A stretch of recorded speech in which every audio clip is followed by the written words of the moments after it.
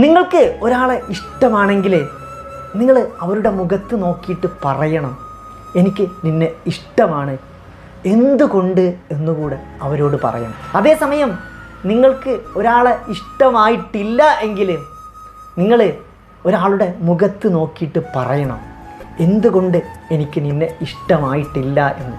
ഒരു മനുഷ്യനെ ഏറ്റവും കൂടുതൽ ഇഷ്ടപ്പെടുന്ന കാര്യം എന്താണെന്ന് പറയാം? ആ മനുഷ്യനെ മറ്റൊരു മനുഷ്യനെ ആത്മാർത്ഥമായി ഇഷ്ടപ്പെടുന്നു എന്ന് പറയലാണ്. ഒരു മനുഷ്യനെ ഏറ്റവും കൂടുതൽ വെറുക്കപ്പെടുന്ന കാര്യം എന്താണെന്നറിയോ? ഒരു മനുഷ്യനെ ആത്മാർത്ഥമായിട്ട് മുഖത്ത് നോക്കി ഞാൻ നിന്നെ ഇഷ്ടപ്പെട്ടില്ല എന്ന് പറയലാണ്.